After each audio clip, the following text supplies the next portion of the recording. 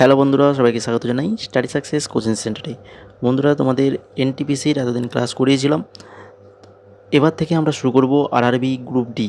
RRB group D তোমরা যারা preparation নিচ্ছ, তোমাদের সামনে পরীক্ষা রয়েছে, তো তোমাদের জন্য আমরা এখন প্রিভিয়াস ইয়ারের কিছু কোশ্চেন আলোচনা করব।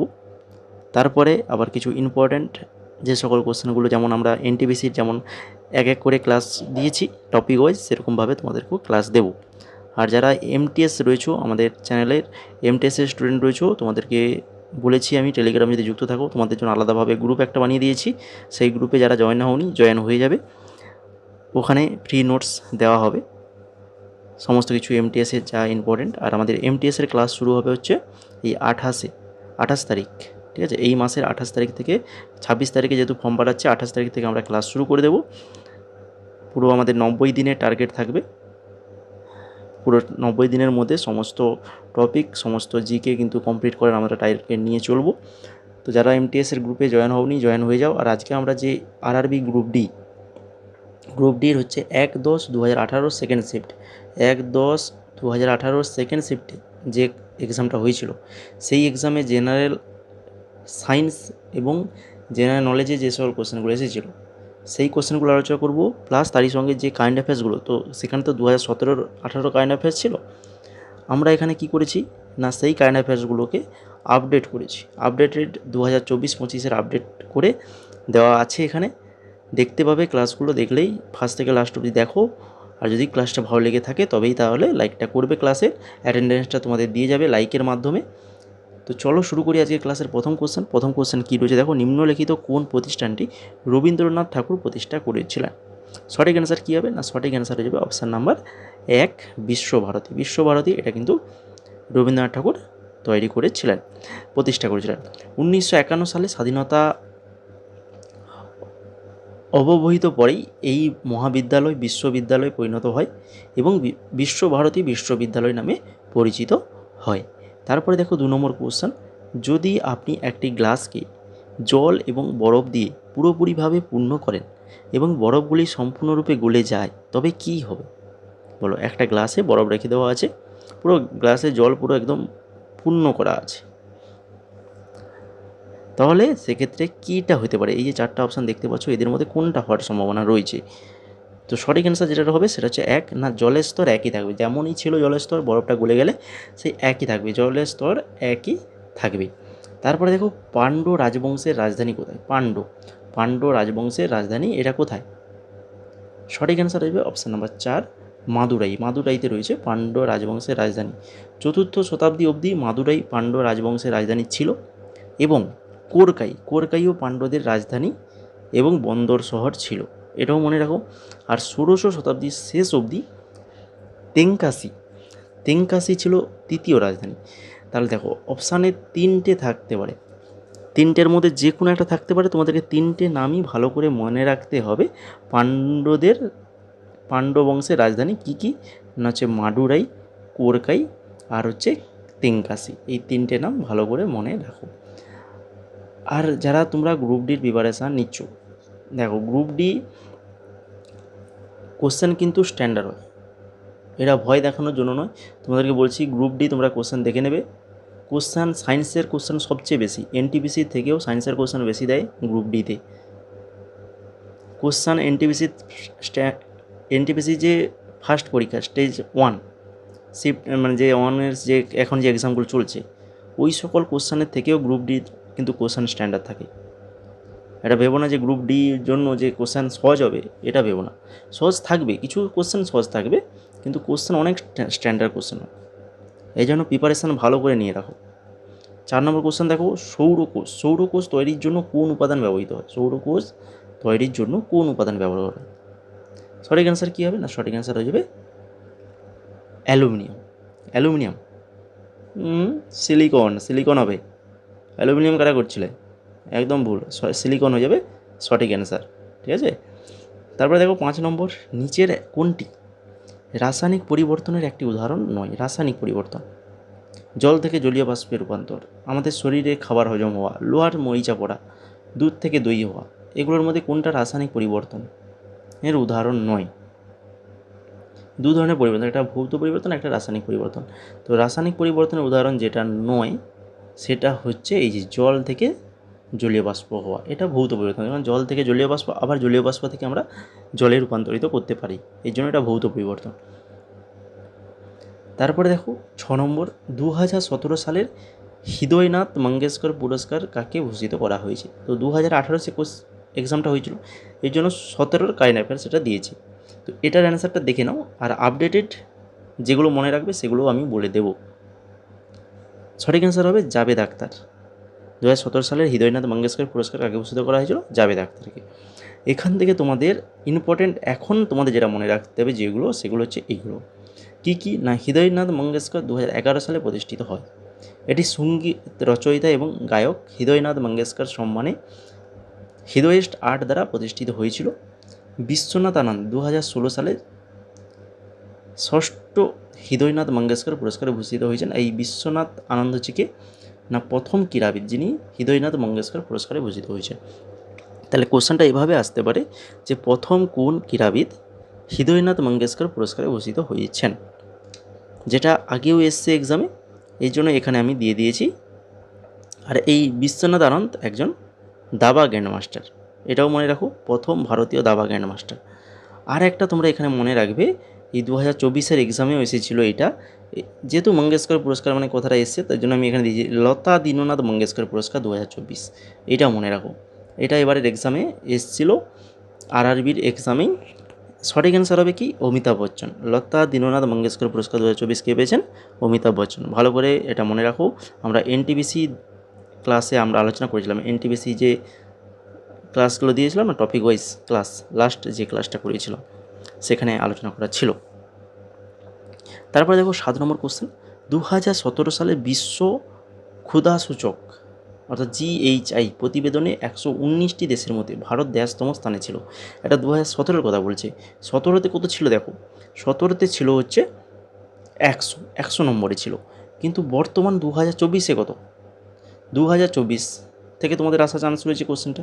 2024 সালে গ্লোবাল হাঙ্গার ইন্ডেক্স অর্থাৎ GHI অনুসারে ভারতের 125টা দেশের মধ্যে 105তম স্থানে রয়েছে। 125টা দেশের মধ্যে 105 নম্বরে রয়েছে। আর ভারতের GHI স্কোরটা এটা মনে রাখো 27.3, 27.3। আর 125টা দেশের মধ্যে ভারত 105 নম্বরে রয়েছে। ঠিক আছে, সেখানে 119টা দেশ ছিল, এখানে 125টা দেশ হয়ে গেছে, দেশ বেড়ে গেছে, আর ভারত 105 নম্বরে রয়েছে। এগুলো মনে রাখো, ভেরি ভেরি ইম্পর্ট্যান্ট, এক্সামে আসার চান্স প্রচুর রয়েছে। এবার দেখো 8 নম্বর কোশ্চেন, নিম্নলিখিতগুলির মধ্যে লাল সংবহনতান্ত্রিক যোজক কলা কোনটি? লাল সংবহনতান্ত্রিক যোজক কলা কোনটা? কী হবে সঠিক অ্যান্সার না, হচ্ছে রক্ত হয়ে যাবে সঠিক অ্যান্সার। ভারতের প্রথম ইউরেনিয়াম খনি, জাদুঘোড়া খনি কোথায় অবস্থিত? প্রথম ইউরেনিয়াম খনি, এটা একটা, এই জাদুঘোড়া খনিটা যেটা একটা ইউরেনিয়াম খনি, ভারতের প্রথম ইউরেনিয়াম খনি, এটা কোথায় রয়েছে? এটা রয়েছে ঝাড়খণ্ডে রয়েছে। তারপরে দেখো 10 নম্বর, নিম্নলিখিত কোন নীতিতে রকেট মহাকাশে কাজ করে? রকেট, এই যে রকেট ওঠে মহাকাশে, কোন নীতির সাহায্যে?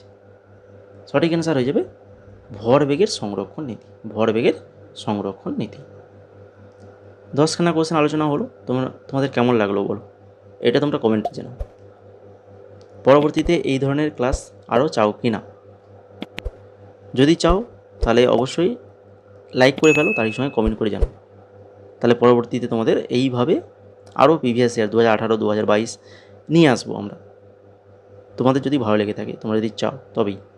আর তোমরা যারা MTS-এর জন্য প্রিপারেশান নিচ্ছ, বা যে কোনো এক্সাম, SSC-র যে কোনো এক্সাম বা রেলওয়ের যে কোনো এক্সাম জন্য প্রিপারেশান নিচ্ছ, তোমাদের জন্য আমরা 4খানা PDF তৈরি করেছি, যার মধ্যে সবচেয়ে ভেরি ভেরি ইম্পর্ট্যান্ট হচ্ছে এই GK PDFটা। এই GK PDF-এ 6200+ MCQ রয়েছে। না, MCQ প্রশ্ন অ্যান্সার শুধু নয়, এখানে প্রশ্ন অ্যান্সারের সঙ্গে এক্সট্রা ডিটেলসও দেওয়া রয়েছে, যার জন্য তোমরা কিন্তু প্রত্যেকটা এক্সামের জন্য এই PDFটা তোমরা পড়তে পারবে। আর আমরা আর কিছুদিনের মধ্যেই তোমাদেরকে আর একটা PDF আমরা রেডি করছি, যেখানে এসএসসির, সিএইচএসএল, জিডি, দিল্লি পুলিশ এবং আরআরবি, এনটিপিসি এই সকল এক্সামের যে প্রিভিয়াস ইয়ার কোশ্চেন সেগুলো মিলিয়ে ওই এক্সট্রা ডিটেলস সহ একটা পিডিএফ আমরা বানাচ্ছি। সেই পিডিএফ আর হচ্ছে আমরা এই যে এমটিএসে যে এই 6200 প্লাস এমসিকিউর পিডিএফ যদি তোমরা পড়ো ভালো করে এবং আমাদের রেগুলার এই ক্লাসগুলো যদি দেখে থাকো ইউটিউবে, তাহলে তোমরা যে কোনো এক্সামে জিকে কোশ্চেন কিন্তু অনায়াসে সলভ করে দিয়ে আসতে পারবে। যে কোনো এক্সাম, তোমরা এসএসসির যে কোনো এক্সাম প্লাস আরআরবির যে কোনো এক্সাম তোমরা অনায়াসে ক্লিয়ার করে দিয়ে আসতে পারবে জিকে কোশ্চেনগুলো যদি এই পিডিএফগুলো যদি পড়ো। তার জন্য বলছি এখন আমাদের অ্যাভেলেবল রয়েছে এই জিকে পিডিএফ 6200 প্লাস এমসিকিউ, যার মূল্য রয়েছে 149 টাকা। আর এমটিএসের যারা স্টুডেন্ট রয়েছো তোমাদের জন্য এই 4খানা পিডিএফ করেছি, ঠিক আছে। এই যে 4খানা পিডিএফ স্ট্র্যাটেজিকেস, কারেন্ট অ্যাফেয়ার্স, ইংলিশ, এই 4খানা পিডিএফ যার মূল্য রয়েছে 199 টাকা। যদি নিতে চাও এই হোয়াটসঅ্যাপ নাম্বারে মেসেজ করো হাই লিখে, পিডিএফগুলো দেখে নাও। এই যে পিডিএফটা রয়েছে 6200 প্লাস এমসিকিউ যে পিডিএফটা রয়েছে, এখানে দেখে নাও কীভাবে এক্সট্রা ডিটেলসগুলো দেওয়া রয়েছে। দেখতেই পাচ্ছ একটা কোশ্চেন, 1 নম্বর কোশ্চেন, তার অ্যান্সার করে দেওয়া আছে, তারই সঙ্গে এইভাবে নিচে বক্সের মাধ্যমে এক্সট্রা ডিটেলসগুলো অ্যাড করা রয়েছে। অনেক এক্সট্রা ডিটেলস কিন্তু এখানে তোমরা পেয়ে যাবে। এই যে টপিক আমাদের দেখতে পাচ্ছ 14খানা টপিক আমরা এখানে তুলে ধরেছি, 14খানা টপিক এখানে দেওয়া রয়েছে, যার মধ্যে পদ্ম পুরস্কার 2025ও রয়েছে, ঠিক আছে। এছাড়া কারেন্ট অ্যাফেয়ার্স 2024-এর ফুল কারেন্ট অ্যাফেয়ার্স পেয়ে যাবে, এইভাবে প্রশ্ন উত্তর সহ কারেন্ট অ্যাফেয়ার্স পেয়ে যাবে। এবং ইংলিশও আমরা রেখেছি 2000 প্লাস এমসিকিউ, তোমরা এই ইংলিশে পেয়ে যাবে। ইংলিশের পিডিএফটাও দেখতে পারো, এইভাবে সুন্দরভাবে সাজানো গোছানো পিডিএফ কিন্তু তৈরি করা হয়েছে তোমাদের জন্য। তো যদি নিতে চাও পুরো ফুল কম্বো 4টা পিডিএফ যদি নিতে চাও তাহলে 199 টাকা পড়বে, আর শুধু জিকে পিডিএফটা নিতে গেলে 149 টাকা পড়বে। তার জন্য তোমাদেরকে কী করতে হবে, এই যে স্ক্রিনে হোয়াটসঅ্যাপ নাম্বারটা দেখতে পাচ্ছ, এই হোয়াটসঅ্যাপ নাম্বারে হাই লিখে মেসেজ করতে হবে। এবার চলো দেখে নিই আমাদের 11 নম্বর কোশ্চেন। 11 নম্বর কোশ্চেন কী রয়েছে, 1946 সালে ড্যাশের অধীনে গঠিত একটি সংবিধান পরিষদ দ্বারা ভারতের সংবিধান প্রণয়ন করা হয়েছিল। কিসের অধীনে, কোন পরিকল্পনা? না, সঠিক অ্যান্সার হয়ে যাবে এখানে অপশান নাম্বার 1, ক্যাবিনেট মিশন পরিকল্পনা। ক্যাবিনেট মিশন পরিকল্পনার অধীনে গঠিত একটা সংবিধান পরিষদ দ্বারা ভারতের সংবিধান প্রণয়ন করা হয়েছিল। তারপরে দেখো 12 নম্বর কোশ্চেন, একটি বৈদ্যুতিক হিটারে টার্মিনাল ধারার মধ্যে বিভব 60 ভোল্ট যখন এটি উৎস থেকে 4 অ্যাম্পিয়ারের তড়িৎ প্রবাহ গ্রহণ করে, যদি ভিন্ন 165 ভোল্ট বৃদ্ধি করা হয় তাহলে হিটার কি তড়িৎ প্রবাহ গ্রহণ করবে? তাহলে দেখো এই ধরনের কিন্তু তোমাদের ম্যাথ কিন্তু আসবে, সায়েন্সের কোশ্চেন কিন্তু থাকবে।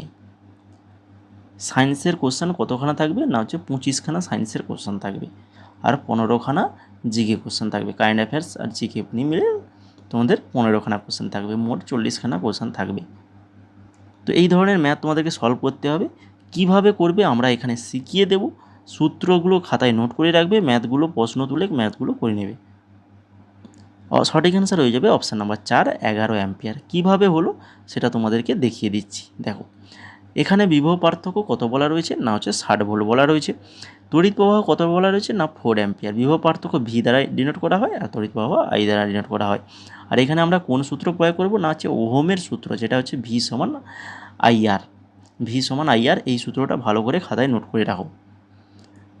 তাহলে এখান থেকে আমাদেরকে আর এর মানটা বার করতে হবে, কারণ ভি আর আই দেওয়া রয়েছে, আর এর মানটা বার করতে হবে।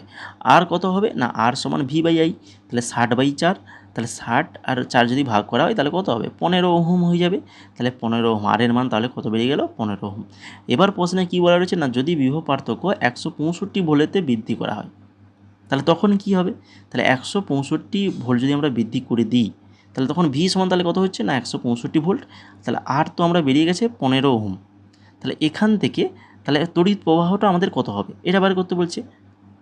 165 ভোল্ট যদি বৃদ্ধি করা হয় তখন তড়িৎ প্রবাহ অর্থাৎ আই এর মানটা আমাদেরকে বের করতে বলছে। তাহলে ভির মান তো 165 আর তো আমরা বের করলাম 15, বোঝা গেল। তাহলে সেখান থেকে তাহলে তড়িৎ প্রবাহ কত হবে, দেখো এই সূত্র বলেছি ভি সমান আই আর। তাহলে এখান থেকে আই সমান কত হবে, ভি বাই আর। তাহলে ভি কত 165 আর কত 15, তাহলে 65/15, 65কে 15 দিয়ে ভাগ করো 11 হবে, তাহলে 11 অ্যাম্পিয়ার। তাহলে এইভাবে তোমাদেরকে আমি ম্যাথগুলো সলভ করিয়ে দেবো খুব সহজে, তোমাদেরকে মনে থাকবে খুব সুন্দরভাবে। এগুলো খাতায় প্রশ্ন সহ উত্তর নোট করে রাখো, ঠিক আছে। এরপর চলে যাও 13 নম্বর কোশ্চেন। 13 নম্বর কোশ্চেনে কী রয়েছে, কোন দেশ 27তম সুলতান আজলাল শাহ কাপ জিতেছেন? 27তম তখনকার সেটা, সেই সময় 27তম সুলতান আজলান কাপ হয়েছিল। তো এটা সঠিক অ্যান্সার হয়ে যাবে অস্ট্রেলিয়া হয়ে যাবে সঠিক অ্যান্সার। তো এখন বর্তমানে অ্যান্সারটা দেখে নাও, এখন যে কততম 2024-এ যেটা হয়ে গেছে 2024-এ, সেটা হচ্ছে 30তম সুলতান আজলান কাপ, যেখানে আয়োজক দেশ ছিল হচ্ছে মালয়েশিয়া, চ্যাম্পিয়ন্স হয়েছে কে জাপান, তাদের এটা প্রথমবার শিরোপা, রানার্স আপ হয়েছে পাকিস্তান, আর তৃতীয় স্থানে রয়েছে নিউজিল্যান্ড। ভালো করে নোট করে রাখো। এরপর দেখো 14 নম্বর কোশ্চেন, প্রধানমন্ত্রী উজ্জ্বলা যোজনা আয়তায় পেট্রোলিয়াম এবং প্রাকৃতিক গ্যাস মন্ত্রণালয় দ্বারা আয়োজিত এলপিজি পঞ্চায়েতের আয়োজন কে করেছিলেন? প্রধানমন্ত্রী উজ্জ্বলা যোজনার আয়তায় পেট্রোলিয়াম এবং প্রাকৃতিক গ্যাস মন্ত্রণালয় দ্বারা আয়োজিত এলপিজি পঞ্চায়েতের আয়োজন কে করেছিলেন? সঠিক অ্যান্সার হবে রামনাথ কোবিন্দ করেছিলেন। তারপরে দেখো 15 নম্বর কোশ্চেন, 15ই জুন 2017 সালের একদিনের আন্তর্জাতিক ক্রিকেট দ্রুততম 8,000 রান করার রেকর্ডটি করেছেন এমন ক্রিকেটারের নাম বলুন। দ্রুততম একদিনে, মানে ওডিআইয়ের কথা বলেছি এখানে। তো 8,000 রান করেছে, তিনি হচ্ছেন কে? না, তিনি হচ্ছেন বিরাট কোহলি। অপশান নাম্বার 1 সঠিক আনসার। এখান থেকে তোমরা যেটা মনে রাখবে, আর একটা কোশ্চেন মনে রাখো, এখন টি-20-তে এই কোশ্চেনটা আসার এবারে চান্স রয়েছে। টি-20-তে 13,000 রান করার প্রথম ভারতীয় কে? না হচ্ছে বিরাট কোহলি। আমরা যে এনটিপিসির খেলা দিয়ে যে এইগুলো ক্লাস করিয়েছি না, দেখতে পাবে, আমাদের চ্যানেলে চলে যাও, ওখানে দেখতে পাবে এনটিপিসির জন্য শুধুমাত্র খেলা বর্তমানে খেলার সমস্ত ধরনের কোশ্চেন নিয়ে আমরা ওই ক্লাসটা করিয়েছি। ওই ক্লাসটা অবশ্যই দেখে নেবে, ভেরি ভেরি ইম্পর্ট্যান্ট, ঠিক আছে। এবার দেখো 16 নম্বর কোশ্চেন, 2017 সালে অনুষ্ঠিত অস্ট্রেলিয়ান ওপেন ব্যাডমিন্টন চ্যাম্পিয়নশিপ প্রতিযোগিতায় পুরুষ বিভাগে শিরোপা জিতেছেন কে? পুরুষ বিভাগে অস্ট্রেলিয়ান ওপেন ব্যাডমিন্টন চ্যাম্পিয়নশিপ এটা জিতেছিল কিদাম্বি শ্রীকান্ত জিতেছিল। 2024-এরটা দেখে নাও, 2024 অস্ট্রেলিয়ান ওপেন টুর্নামেন্ট পুরুষদের ক্ষেত্রে শিরোপা জিতেছে কে? লিজি জিয়া। আর মহিলাদের ক্ষেত্রে জিতেছে আয়া ওহরি। মহিলাদের ক্ষেত্রে আয়া ওহরি আর পুরুষদের ক্ষেত্রে লিজি জিয়া। এরপর 17 নম্বর, বর্তমানে বৈজ্ঞানিকেরা পদার্থের কয়টি অবস্থা সম্পর্কের কথা বলেছেন? তো পদার্থের অবস্থা আমরা ছোটোবেলা 3টে পড়েছি, বড়োবেলা 4টা পড়েছি, কিন্তু অনেকে এটা জানে না যে এই পদার্থের কিন্তু আসল 5টা অবস্থা রয়েছে, 5খানা অবস্থা রয়েছে। সেই 5খানা অবস্থা কী কী দেখে নাও। তো কঠিন তরল গ্যাস, এটা তো আমরা ছোটোবেলা থেকেই পড়ে এসেছি, কঠিন তরল গ্যাস। তারপরে 4 নম্বর যেটা, সেটা হচ্ছে প্লাজমা। আর পঞ্চম যেটা, সেটা হচ্ছে বোস আইনস্টাইন ঘনীভূত অবস্থা। এই 5খানা অবস্থা পদার্থের, এটা ভালো করে জেনে রাখো। তারপরে দেখো 18 নম্বর কোশ্চেন, একটি অনিষিক্ত মানব ডিম্বাণুর মধ্যে কি থাকে? একটা অনিষিক্ত মানব ডিম্বাণুর মধ্যে কি থাকে? না হচ্ছে একটা এক্স ক্রোমোজোম থাকে। কোনটি ক্ষার হিসাবে সত্য নয় তা নির্বাচন করুন। ক্ষার হিসাবে সত্য নয় যেটা, সেটা হচ্ছে নীল নির্মাস লাল হয়ে যাওয়া। তো এখানে দেখো আমাদের বাকি অপশানগুলো দেখারই প্রয়োজন হবে না, কারণ 1 নম্বর আর 2 নম্বর যে দেখো, হয় নীল নির্মাসকে লাল করবে, না লাল নির্মাসকে নীল করবে, দুটো তো কোনোদিন এক হতে পারবে না। তাহলে এই দুটোর মধ্যে যে কোনো একটা অ্যান্সার আমাদের হবে। তো ক্ষারের ক্ষেত্রে যেহেতু বলেছে, তার ক্ষার হয়ে যাবে কি নীল নির্মাস লাল হয়ে যায়, ঠিক আছে। ক্ষারের ক্ষেত্রে নীল নির্মাস লাল হয়ে যায়, ভালো করে মাথায় রেখে দাও। 20 নম্বর দেখো, নিচের কোনটি সর্বাধিক নমনীয় ধাতু কী হবে? না হচ্ছে সোনা হয়ে যাবে সবথেকে নমনীয় ধাতু। জাতীয় পেনশন প্রকল্পের নথিভুক্ত হওয়ার সর্বোচ্চ বয়সসীমা কত? জাতীয় পেনশন প্রকল্প নথিভুক্ত হওয়ার জন্য সর্বোচ্চ জিজ্ঞেস করেছি, সর্বনিম্ন নয় কিন্তু, সর্বোচ্চ কী হবে? না হচ্ছে 70 বছর সর্বোচ্চ, 65-র বেশি, ঠিক আছে। 65 থেকে 70 বছরের মধ্যে পারবে পেনশানে নথিভুক্ত করতে পারবে। তারপরে দেখো 22 নম্বর কোশ্চেন, বিভিন্ন মাধ্যমে 25 ডিগ্রি সেলসিয়াস উষ্ণতার শব্দের গতিবেগ সম্পর্কিত কোন বিবৃতিগুলি সত্য বা মিথ্যা? দুটো বিবৃতি এখানে দেওয়া রয়েছে কি না, অক্সিজেন গ্যাসের শব্দের গতিবেগ 316 মিটার পার মিনিট, আর জলে পাতিত জল শব্দের গতিবেগ 1498 মিটার পার মিনিট। এই দুটো কথা বলা রয়েছে। এই দুটোর মধ্যে কোনটা সত্য কোনটা মিথ্যা সেগুলো আমাদেরকে খুঁজে বের করতে হবে। তো এখানে যে দুটো কথা দেওয়া রয়েছে এখানে দুটোই কিন্তু মিথ্যা, অর্থাৎ সত্য নয়। দুটোর কোনোটাই এ বি দুটোই ভুল। কেন ভুল তোমরা এই ছকটা ভালো করে খাতায় তুলে রাখতে পারো বা স্ক্রিনশট নিয়ে নিতে পারো। স্ক্রিনশট নিতে পারবে না, হয়তো পুরো একটা স্ক্রিনের মধ্যে আসছে না এখানে, এটা খাতায় তুলে রাখো। দেখো কী কী বলা রয়েছে, প্রত্যেকটা আমি যেগুলো এক্সামে আসতে পারে প্রত্যেকটা শব্দের গতিবেগ এখানে দেওয়া রয়েছে। আর শব্দের গতিবেগ যেটা মনে রাখবে কোন এককে থাকে, মিটার পার সেকেন্ড। ওখানে প্রত্যেকটা মিটার পার মিনিট লেখা রয়েছে, দেখে নাও এখানে মিটার পার মিনিট বলা হয়েছে, আর এখানে আসলে কিন্তু মিটার পার সেকেন্ড হয়। তার জন্য কিন্তু সংখ্যা কিন্তু একই দেওয়া রয়েছে। সংখ্যা তো অনেকে কী করবে 316, এর ঠিক আছে, তো অক্সিজেন 316 ঠিক আছে, জল 1498 ঠিক আছে, কিন্তু এককটা লক্ষ্য করলো না, মিটার পার মিনিট, আরে কিন্তু আসলে হয় কি মিটার পার সেকেন্ড। ঠিক আছে, তো এইগুলো একটু দেখে নেবে। প্রত্যেকটা আমি এখানে দিয়ে দিয়েছি, তোমরা এগুলো খাতায় একটু নোট করে নাও। পরবর্তীতে এগুলোর মধ্য থেকে যে কোনো দুটো দিয়ে দিতে পারে বা একটা দিতেই পারে। এবার দেখো 23 নম্বর, চাপ। চাপ সমান কি? চাপ সমান কি? চাপ সমান হচ্ছে ঘাত বাই ক্ষেত্রফল। চাপ সমান ঘাত বাই ক্ষেত্রফল। তারপরে দেখো আপতিত রশ্মি এবং প্রতিফলিত রশ্মির মধ্যস্থ কোণ 80 ডিগ্রি হলে তাহলে আপতন কোণটির মান কত হবে? আপতন কোণ আর প্রতিফলন কোণ মাঝখানে যদি 80 ডিগ্রি হয় তাহলে আপতন কোণের মান কত হবে? তো দেখো দুটো কোণ, আপতন কোণ এবং প্রতিফলন কোণের মান সমান হয়, এটা মনে রাখবে। তাহলে 80 ডিগ্রি যদি হয়ে যায় তাহলে কি হবে, 40 হাফ করে দাও, 40 হয়ে যাবে, 40 তাই কি না? এবার দেখো 25 নম্বর কোশ্চেন, যখন একটি বস্তু একটি অভিন্ন গতির সঙ্গে চলন্ত হয় তার ত্বরণ কী? একটি বস্তু একটা অভিন্ন গতির সঙ্গে চলন্ত হয় তখন তার ত্বরণটা কী হয়? তখন তার ত্বরণটা শূন্য হয়ে যায়, শূন্য। এরপর দেখো ড্যাশের প্রচলিত নাম হলো অ্যাসকারিস। অ্যাসকারিস এটা কার প্রচলিত নাম? গোলকিমি। গোলকিমির প্রচলিত নাম হচ্ছে অ্যাসকারিস। আর ফিতাকিমির প্রচলিত নাম হচ্ছে ক্যাস্টোডা। আর কেঁচোর লুমব্রিকাস টেরেস্ট্রিস। আর পিন ওয়ার্ম যেটা রয়েছে দেখো অপশানে পিন ওয়ার্ম, যেটার হচ্ছে এন্টেরোবায়াসিস। এন্টেরোবায়াসিস। 27 নম্বর দেখো নৈনিতাল হ্রদ। নৈনিতাল হ্রদ ড্যাশ রাজ্যে অবস্থিত? এটা কোন রাজ্যে রয়েছে নৈনিতাল হ্রদ? এটা রয়েছে উত্তরাখণ্ড, উত্তরাখণ্ড রাজ্যে।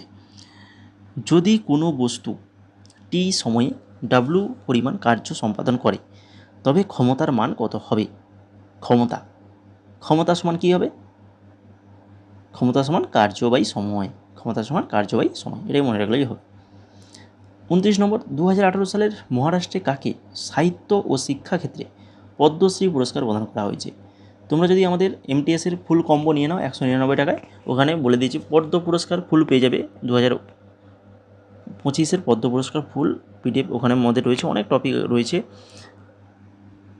এটা সঠিক অ্যান্সার কী হবে দেখো, এটা সঠিক অ্যান্সার হয়ে যাবে অপশন নাম্বার 1 শ্রী অরবিন্দ গুপ্ত। শ্রী অরবিন্দ গুপ্ত হয়ে যাবে সঠিক অ্যান্সার। আর 2025 সালের মহারাষ্ট্রে কাকে দেওয়া হয়েছে হচ্ছে মারুতি ভুজংরাও চিতামপল্লী, যাকে সাহিত্য ও শিক্ষার ক্ষেত্রে পদ্মশ্রী পুরস্কার দেওয়া হয়েছে। মহারাষ্ট্রের কাকে? মারুতি ভুজংরাও চিতামপল্লী। 30 নম্বর দেখো নিবেশিত ভাজক কলা কোথায় খুঁজে পাওয়া যায়? নিবেশিত ভাজক কলা কোথায় খুঁজে পাওয়া যায় না হচ্ছে পাতার গোড়ায়। পাতার গোড়ায় খুঁজে পাওয়া যায়।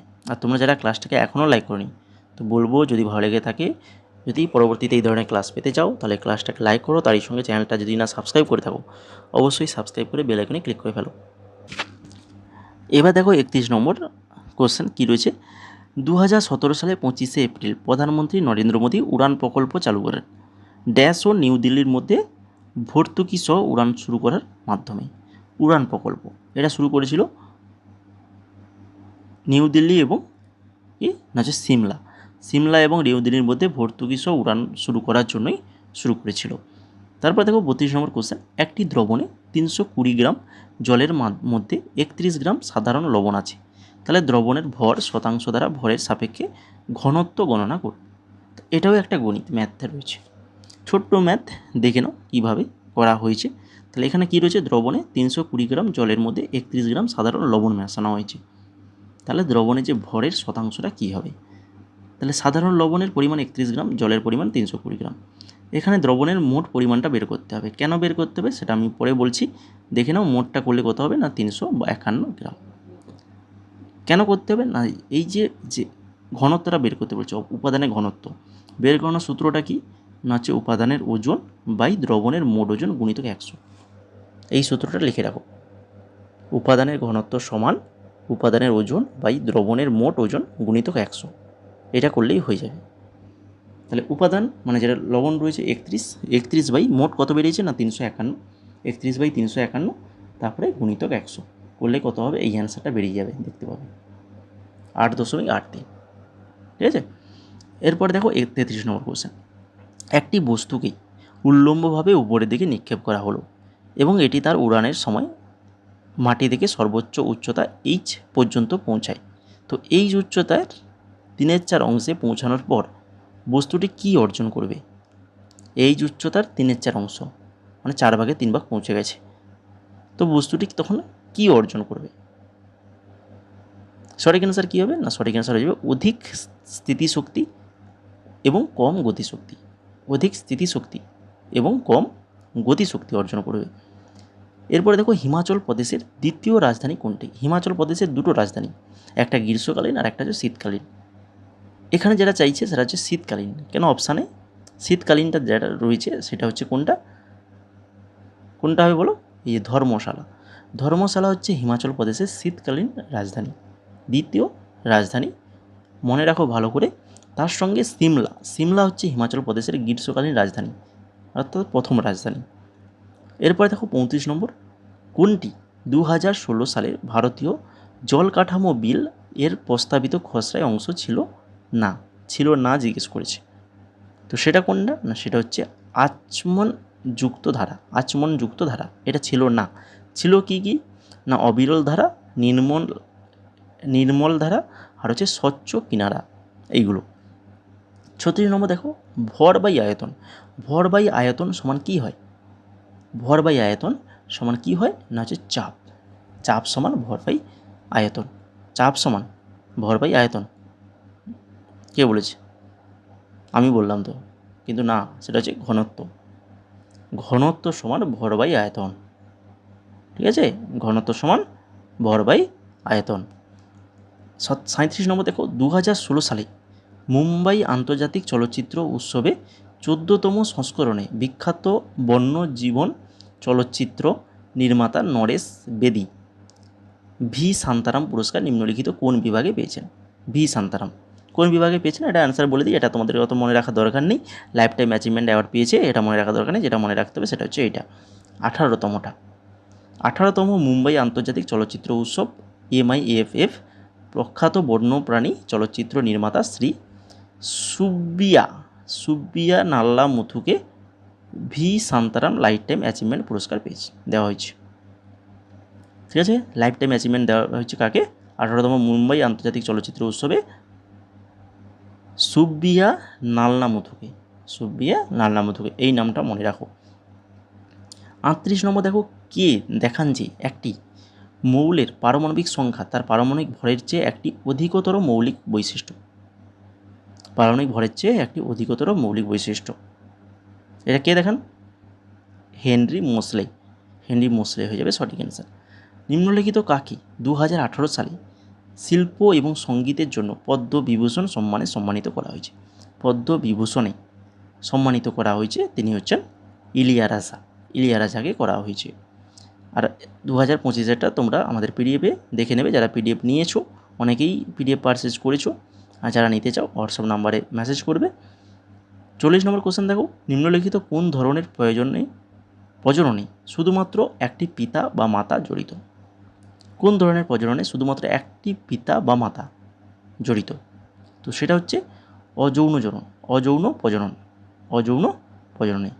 তো এই ছিল মোট আজকের 40খানা কোশ্চেন। তো এইভাবে আমরা পরবর্তী তোমাদের জন্য আরও এইরকম প্রিভিয়াস ইয়ার কোশ্চেন নিয়ে আসবো এবং এক্সাম যত সামনের দিকে আসবে আরও টপিক ওয়াইজ ক্লাস অনেক প্র্যাকটিস সেট যেমন এনটিপিসিতে করিয়েছিলাম সেইভাবে তোমাদেরকে করাবো যদি তোমরা চাও।